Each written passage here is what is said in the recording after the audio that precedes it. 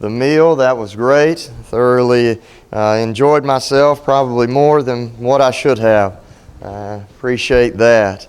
It's been great getting to be here with y'all today and last night as well. Just thank a lot of you all from what we know of you and know you're doing good work here, and appreciate Josh and Morgan. Also, some of our friends from West Georgia came, and thankful to them for being here as well. Patience. Here in America, we buy dinners that can be ready in minutes. We have instant oatmeal, instant rice, we have cereal, even instant potatoes. Our oven, well, we have one of those, and those are nice and great, but really that's not quite fast enough, so I'll go and I will get a microwave. We have interstates. We can drive on without even stopping, hopefully, to get to where we're going. And when driving's not quick enough, well, we'll just fly. What is patience? Can we even come close to defining it in a world built around the fast food industry? What is patience? If we were to look up the word patience there in the dictionary, it would tell us that it is the quality or the habit of enduring without complaint. The quality or habit of enduring without complaint. The quality that we discover within the Bible concerning patience that is most accurately going to define this term here for us is this: long suffering. Long suffering. The most direct meaning, however, is long-tempered, which would be the opposite of short-tempered. We're going to be in James chapter 5. If you'd like to go ahead and open your Bibles there. Be in verse 7 and going through verse 12. I mentioned to you about talking to Josh about these different topics and things that we had laid out for the weekend, and specifically, of course, what I would be speaking on today. And when I got to the topic of patience, how unqualified I felt to speak on such a thing, for I do not have a whole lot. I expect that when I do something, for me to do it like a professional the first time. I expect that across the board. So when things don't come together, I struggle with that. Perhaps he knew that and got me to do this study so I could grow. But if anybody didn't grow, at least I did. But I hope we can mention some things here that will help you as well. This is to refer to the ability of keeping going without quitting, even when the circumstances may call for it. We think sometimes that because the circumstances call for a certain behavior that we can adapt and adjust to that. But that's not the message of James here. This is patience that does not quit, and then listen to this, this is the hard part, and has a good attitude while not quitting. That's probably where most of us fall short. James 5, beginning in verse 7, says this: "Be patient, therefore, brothers, until the coming of the Lord. See how the farmer waits for the precious fruit of the earth, being patient about it until he receives the early and the late rains. You also be patient. Establish your hearts, for the coming of the Lord is at hand." In the previous verses, we learned this, is that the Christians were really suffering at the hands of other people, and they were going to be punished. James, he's letting them know, don't worry about that. Don't focus on that. They are going to be dealt with. This is God's business. This is not theirs. Romans 12 and verse 19.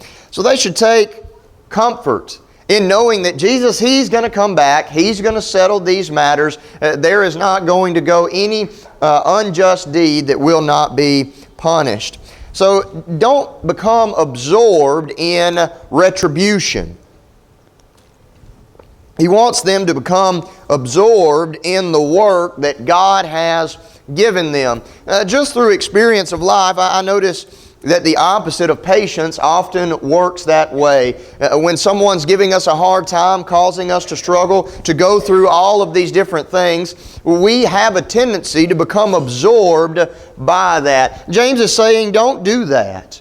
In fact, I have somebody that is a modern day example that I want to give to you who I want you to be like. James says, be patient like the farmer is.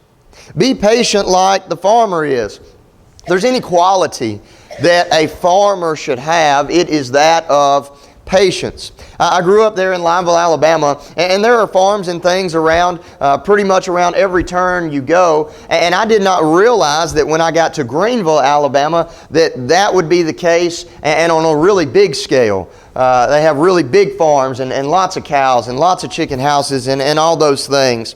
But there's some things that I've noticed. Before one season is over, the farmer's already started planning for the next, about what they're going to do. He waits for the early rain, and then he waits for the rain there that is in the fall, that allows that seed to be planted. If you ask me when to plant a seed, I would tell you today. I don't know. The farmer does. He's patient. He waits on these things. In the winter, the equipment then is worked on. The buildings are worked on. The fences are worked on and repaired. And then in the spring, he waits for that latter rain, the rain that causes germination, that causes these young plants to grow. Then the first seed comes up, and then he's got another job. Well, I got to keep them free of these weeds being destroyed by animals that go out there, the deer or what have you, and so forth. And then if the plants don't come up, which happens sometimes, many of our farmers there in Butler County in Alabama were talking about last year during the drought that they weren't growing like they had hoped they would. They have to quickly replant, hoping that it's not too late. And then summer comes around, and the financial resources, they have been depleted. Plants, they take time to grow, don't they? They take time to grow. And really, there's very little, if anything at all, that can be done to speed up that process. It takes what it takes. Now, it's time to wait, to have long patience. Why is the farmer so patient? Why? What is it? We understood all the things that he goes through and that he does, but what is it that makes him so patient? He knows that this procedure, this is the procedure that has to be done if I'm going to yield a crop. If I want to yield a crop, this is what I have to go through. This is what I have to do to get to where I want to be. Him being impatient, getting frustrated, getting mad, trying to make it happen faster will not speed up the process whatsoever. The most important thing that he understands is this, is that being patient is going to be worth the end result. I may not like the process. I may not care for all the things that I had to do, but if I can just fix my mind, my eyes on what I'm wanting at the end, it's amazing what we'd be willing to go through, what we'd be willing to do and to put up with. So in verse 8, we are told also to be patient. Be patient as the farmer is patient. Don't let the persecution, don't let your hard times take over you. Instead, take heart. Why? Because the coming of the Lord is at hand. The time of the harvest is almost here. The time in which the evil will be punished and the faithful, they're going to be rewarded. How much more patient should we be than the farmer? We should be. The farmer, he goes out and he works and he spends time and energy and effort and who knows what else. And he just hopes that a crop is going to be produced. But there's no guarantee. Us, however, there is. There are no crop failures with God. No crop failures with God. So to emphasize, Jesus is not trying to say that James is not trying to say that Christ is not coming in the next few years or the likeness thereof. But he wants us to know this, that even though He may not be coming next year, the next, or this, it is a sure thing. It's going to happen. He is coming back. We must be patiently waiting. The farmer, he waits, doesn't he? And he waits much like we do inside a hospital waiting room, just sitting there doing nothing, right? No. No, he doesn't do that at all. He waits with plow in hand, with seed in hand, with hoe in hand. While he waits, he works. While the farmer is waiting, he works. Some of the best people in the world do not grasp this particular concept. We, especially like myself, we start something that we just think is going to be great, that's going to be the key, that's going to hold the solution to whatever it is that we're trying to achieve. And then when it doesn't turn the world upside down overnight, we want to ball it up like that piece of paper and throw it in the trash and start over again. James wants us to know that good work, it just takes time. It takes time. Do not grow weary in well-doing. The harvest, what you are going to reap, is going to be worth it all. Verse 9, let's read together here. It says, "Do not grumble against one another, brothers, so that you may not be judged. Behold, the judge is standing at the door."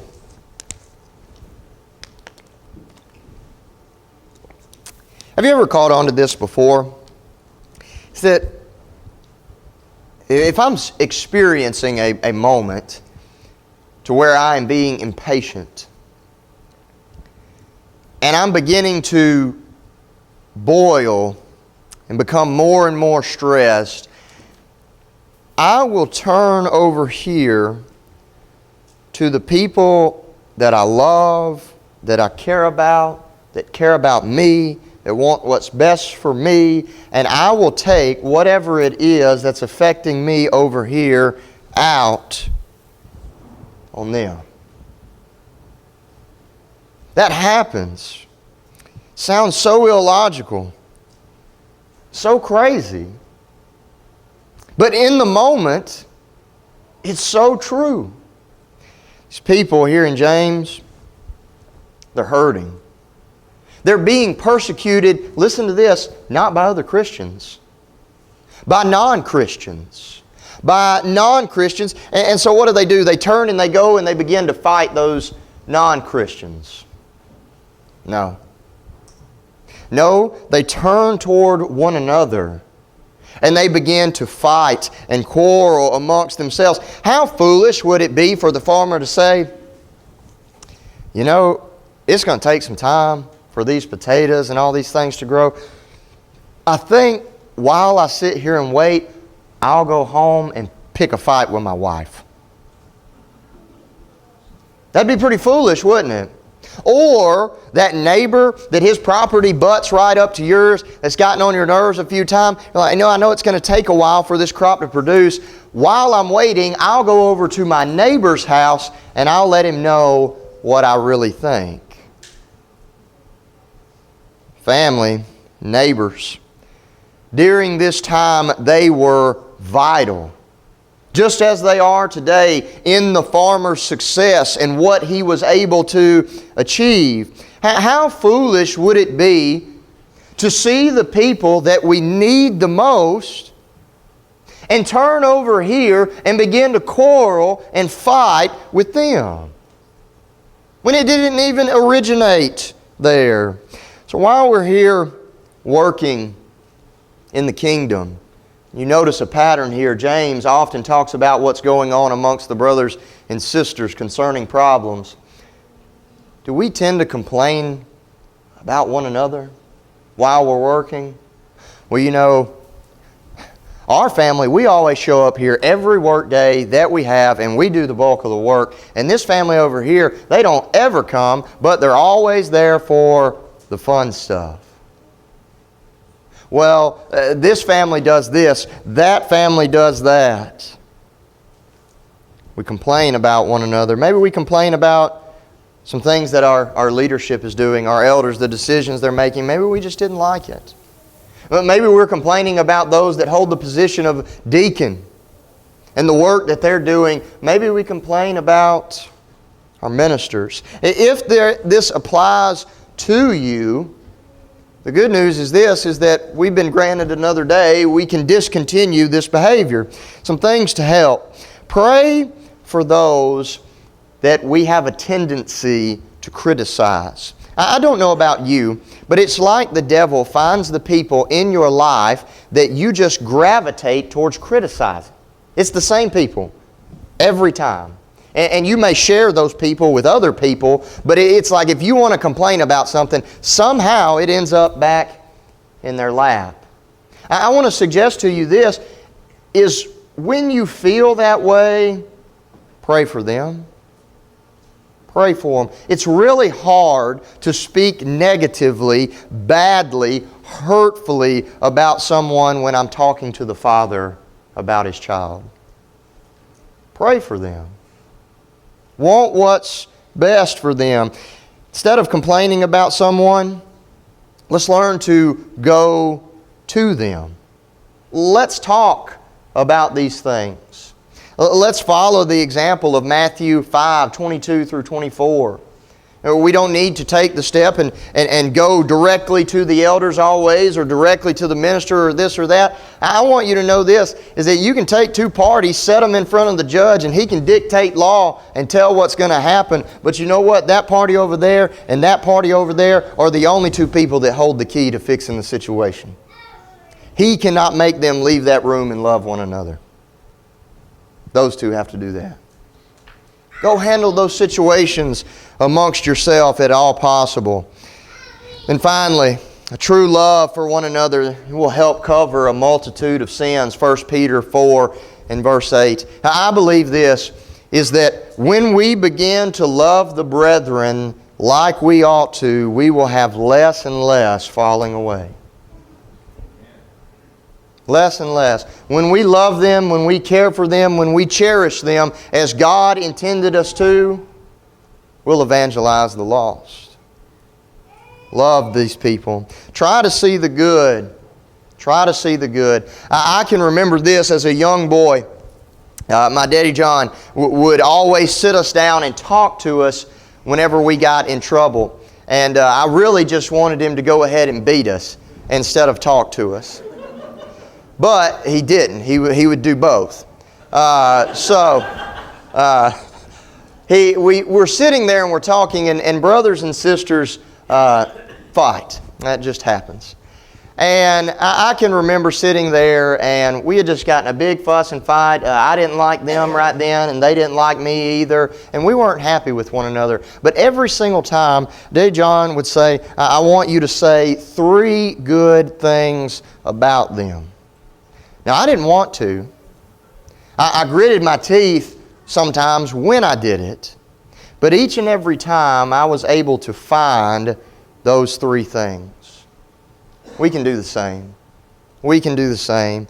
You may have to look hard for it, but be patient with these people. Love them. Care about them. Verses 10 and 11 here. Verses 10 and 11. As an example of suffering and patience, brothers, take the prophets who spoke in the name of the Lord. Behold, we considered those blessed who remained steadfast. You have heard of the steadfastness of Job, and you have seen the purpose of the Lord, how the Lord is compassionate and merciful. James is really about to get to the heart of it all. The heart of it all. I enjoy reading. But I tell you what, I wish these authors would take about the 10 to 20 pages that is inside each book that just really contain those gold nuggets. Those of you that are readers know what I'm talking about. And put them in those 10 to 20 pages and let me throw all the rest of that away. Okay? That's what James is about to do right here. He's about to give you the gold nugget, the heart of it all. They are having to endure these difficult times despite giving it their best effort. Does that sound familiar to you? Can you relate to that? People wonder all the time, why do folks suffer? Why do I suffer when I am trying so hard to do what is right and to do what is good? Why does that happen? Young person, they have decided that they are going to remain pure. They've made that promise to God. They are going to save themselves for marriage. They're made fun of at school. They're made to feel like they're missing out on something. An employee refuses to support their coworkers in their unethical practices, and here it is, a time for a promotion, and they're passed over and it's given to this other guy that did participate in those things. Here I am. I'm honestly trying to do what's right. I'm doing what God has asked of me, and I'm being punished for it. Could not have been any more perfect example other than the one that James used here in James chapter 5. Elijah, Jeremiah, Elisha, Daniel. These were men who spoke in the name of the Lord. They were spokesmen for God, but you know what? Still suffered great affliction. Great affliction. As a group, they were probably some of the most persecuted individuals in history. I have to learn that if I am going to do what is right, there is bound to be suffering. I go to the weight room about 5 days a week. I've got a couple of teenage guys and one a little bit older that has begun to go with me. And I explain to them, this is going to hurt. You're not always going to want to get up and come in here, but if you're serious and you want to grow and you want to reach your goals physically, you'll do it. You'll do it. James is saying, look, if you want to grow, if you want to be where you need to be spiritually, if you're really going to choose to do what's right, understand that there's going to be a little bit of pain that's going to come along with this growth. When I'm trying to take a stand for what is right, do not be surprised when I suffer. Satan's main objective is just that. Do you think Satan's going to let you go and do what God wants you to do and him not do his best to make you feel terrible about doing that? No. He wants to make it as awful and as miserable as he possibly can, that eventually it beats you down to the point to where you say, what's the use? And now he's got you. 2 Timothy 3:12 lets me know persecution is up ahead. God and the prophets, they tell us it's worth it. It's worth it. Be patient. The prophets, they didn't walk away. Instead, standing up boldly for God. They stayed true to God because they knew any price that they had to pay here on earth, it's going to be worth the reward. When life gets hard, I've got to remain faithful to God. Well, we are capable of enduring. We can. Well, we may fool ourselves and say that we can't, but we can. Here's Job. Job, he had every reason to quit, if there ever was one. But he determined to stay by God's side. You mean after losing everything, still going to choose God? After all that suffering? Yeah. Because the end reward, it's worth it. God, He's worth it. Be patient. Endure to the end. And I'm not going to kid you. Some people act like when they go and teach you how to become a Christian and you become one, they treat it like you'll never experience a hard day in your life. I'm not going to kid you and say that. Maybe you'll go through life and you'll be like Job, and everything will turn out to be all right. And maybe it won't. Maybe it won't. People ask this, they say, I believe that God is going to take care of us. Well, what about the person that went up and did that school shooting? Asked them, did they believe in God? And they said yes, and they died. Folks, we're limited on this side. You see, our journey stops there physically in that 6-foot hole, but I want you to know God lives in both worlds. Standing there on the other side, He's still faithful, He's still true, He's still just. Be patient, because it's worth it. It's worth it. One thing is for certain. If we remain faithful, we shall receive a grand welcome from the Lord Himself. Matthew 25:21. I used to say this. I've kind of changed the way I say it just to help my mind and how I think about it. I always used to say I want to go to heaven. And then a lot of times, the other side of that I said was, I want to go to heaven because I don't want to go to hell. That's good. I really don't know if that's it. Now I say this, I want to be in the presence of God. I want to be in the presence of God, because if I'm not careful, I can begin to make heaven about me. I can begin making not going to hell about me. It's not about me, it's about God. If there ever was a reason to be patient, certainly that is one. Verse 12, but above all, my brothers, do not swear either by heaven or by earth or by any other oath, but let your yes be yes, your no be no, so that you may not fall under condemnation. James, what does this have to do with patience? In fact, a lot of commentators say that these two are disconnected. However, that's not true. We see a key word here at the beginning of verse 12. 3-letter word, B-U-T, but. Which means what? If I say something and then say but, I've just connected the two and made them intertwine, right? But he is adding on to what he has just said. This has everything to do with patience. Once we have lost our patience, I'll admit, there have been some times, and I'm so proud of myself, I just have a celebration in my head. You can't see it, but I can. And when I lose my patience and it stays in here. Like I lost it, but I kept it in here. Okay? When I really lose it, though, is when I lose it through my actions and my words. Now I'm in trouble. Beforehand, I harnessed it, I grasped it, I felt it coming. Now I've lost it in my actions and words. Now I'm in trouble because my actions, my words, they'll become harsh and condemning. They really do. It's the common problem that James is addressing. Whether the problem has become swearing, whether it become profanity, cursing, giving an oath, James is saying, don't do it.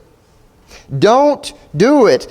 Cursing is not something, at least I hope not, that people expect to hear in everyday conversation. But remember at the end that we talked about patience is enduring, or it is the habit of enduring even when the circumstances call for it without complaint. Well, we think that if somebody gets very badly injured or something very drastic happens and they use some word that they should not use, well, that's okay. The circumstances kind of called for it. If you feel this way, in those situations, I hope that you'll open up to James 5 and you'll study further than what we're studying today. And to realize that if there ever were an individual that had justification or would be condoned for what they were doing because of how they were being treated or what they were experiencing, it would be these people right here in James 5. But what's he say? Don't do it. Don't do it. They were starving. While those that were persecuting them, they were living in luxury. Living in luxury. They were cheated. They were treated unjustly in the courts. How would you like that? To go to court and it didn't matter what you did, what you said, what you presented. You weren't going to win. As a result, some had been guilty of calling down a persecution there on those that had been harming them. If there ever was a time that somebody could be excused of swearing of this oath, surely it would be then. James tells them, don't do that. Don't do that unless you fall under condemnation. The Old Testament, condemn taking the Lord's name in vain, as well as carried over into the New. The Jews, though, had come up with a way of getting around that, and they would swear by anything, and they just would not use God's name. James tells them, don't swear by heaven. Don't swear by earth. This is nothing new today. People say, well, I just do it without thinking. Matthew 12 and verse 34. Where I work, everybody does it, and I've just picked it up. Romans 12 and verse 2. I would quit if I could, but I can't. Again, Matthew 19 and verse 26. I want to challenge you with this. We think, well, I don't say the big, 4-letter words and things like that, but I say all these euphemisms, these supplemented terms. Is God condemning the letters? The letters put together? How the letters sound? Or is God condemning the attitude of hate that is harbored within the heart that causes those words to be said? So if I say other words with the same amount of hate, but it's just a different sounding word, am I any better? No. No. Don't do that. Some have such a low emotion of themselves that they are not capable of making a simple statement. So they bolster statements of some type of oath. James wants us to know as Christians that I should not need vulgarity in my language to strengthen what I said. I'm a Christian. I'm a child of God. And if I say it, that's enough. I don't need any vulgarity inserted in it. If I am impatient, quick-tempered, the change is challenging. It's challenging, but it's not impossible. It's not impossible. Patience is something that is developed over time. It takes work. Something that I can't just give up on. I have to be working while I'm waiting, just as the farmer was. With the help of God, you and I, we can increase our patience. We can be better. If you're here this evening, and you have yet to put on Christ in baptism, I hope that you will do that. That you'll do that today. If you have, you haven't been faithful to God, whether it be through your patience or something entirely different, I want you to know that the time to get right with our God is now. Won't you come while we stand and while we sing?